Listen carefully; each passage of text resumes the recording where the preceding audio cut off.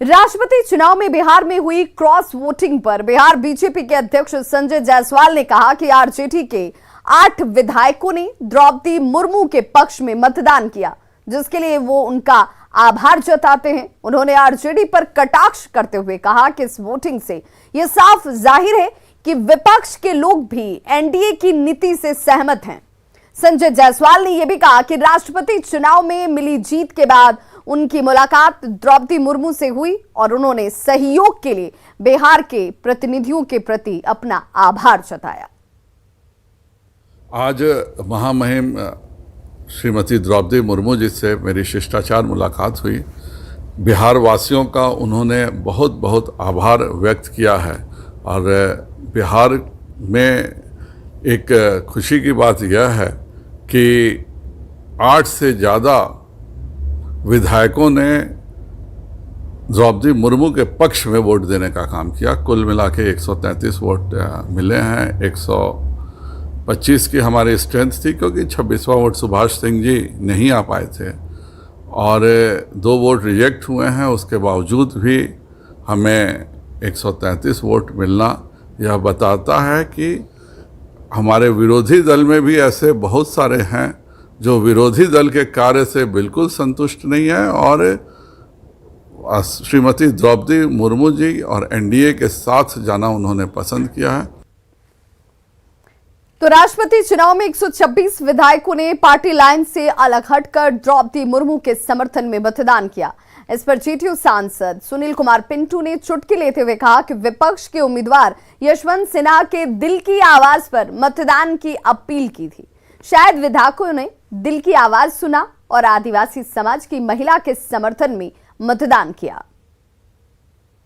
कि विपक्ष के उम्मीदवार यशवंत सिन्हा ने कहा था कि दिल की आवाज सुनिए, तो लगता है कि जितने अन्य राज्यों में विधायकों ने जो क्रॉस वोटिंग की है उन्होंने दिल की आवाज सुनी और उन्होंने अपने पार्टी से लाइन से अलग हटकर द्रौपदी मुर्मू जी के पक्ष में अपना मतदान देकर अपनी दिल की आवाज़ और एक आदिवासी दलित महिला को राष्ट्रपति के पद पर बनाने में अपना योगदान। शेखपुरा में पत्थर माफिया के हौसले बुलंद हैं। खनन विभाग के अधिकारियों की मिली भगत से उत्खनन जारी है। ताजा मामला ये कि शेखपुरा जिले में 16 पहाड़ों का लीज हुआ, जिसमें 9 भूखंड का उत्खनन का कार्य पिछले 3 महीने पहले ही समाप्त हो गया।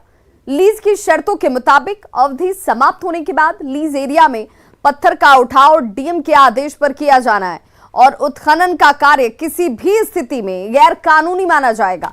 लेकिन पत्थर माफियाओं ने शर्तों के खिलाफ अवैध उत्खनन कर करोड़ों रुपए के राजस्व का चूना लगाया है और ये इस वक्त भी जारी है। इलाके में पत्थर उत्खनन और भंडारण के बारे में ज्यादा जानकारी दे रहे हैं न्यूज़ 18 संवाददाता अजीत कुमार सिन्हा। माइनिंग एरिया का निरीक्षण किया था, जिसमें शिकायतें आ रही थी कि ओवरलोडिंग वाहन या चालान के माध्यम से किया जा रहा है, परंतु ऐसा कोई वहाँ पर नहीं पाया गया। कुल 4 गाड़ी का चेक किया गया था जो वहाँ पर ओवरलोडिंग किया जा रहा था। सभी में वजन जो है चालान के अनुसार था, ऐसी कोई वहाँ पर दिक्कत नहीं थी। हाँ, दूसरी जगह एक जगह मिला जहाँ पर इलीगल स्टॉक किया गया था, उस पर माइनिंग विभाग के द्वारा फाइनिंग किया जा रहा है।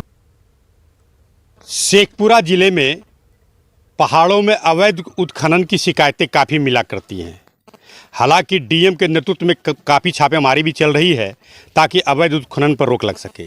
शेखपुरा जिले में 16 पहाड़ का लीज हुआ था, जिसमें 9 पहाड़ों का लीज समाप्त हो चुका, उसकी अवधि समाप्त हो चुकी है। मात्र 7 लीज धारक ही पहाड़ों में उत्खनन का कार्य कर रहे हैं। जिसका समाप्त हुआ है उसमें स्पष्ट जो माइनिंग एक्ट के आधार पर जो निर्देश है कि किसी भी स्थिति में जो माल वहाँ रखा हुआ है वो डीएम के आदेश पर ही उसका उठाव करेंगे। लेकिन यहाँ मिली भगत से कहिए, स्थानीय जो भी लोगों की मिली भगत से रात में भी उठाव का कार्य बड़े पैमाने पर किया जा रहा है। जिसकी सूचना डीएम को मिली, डीएम ने अपने नेतृत्व में छापेमारी किया। बड़े पैमाने पर यहाँ पत्थर उत्खनन में जो गिट्टी और अति को जब्त किया गया है, ये बहुत बड़ी कार्रवाई जिला प्रशासन के द्वारा हुआ है। जरूरत है कि लगातार मॉनिटरिंग करने का, ताकि सरकार का जो करोड़ों का राजस्व की हानि हो रही है उस पर रोक लग सके। अजीत कुमार सिन्हा, न्यूज़ 18 शेखपुरा। तो खबरों का सिलसिला लगातार जारी है, आप देखते रहिए न्यूज़ 18 बिहार झारखंड। यहां खबरों का सिलसिला कभी नहीं थमता।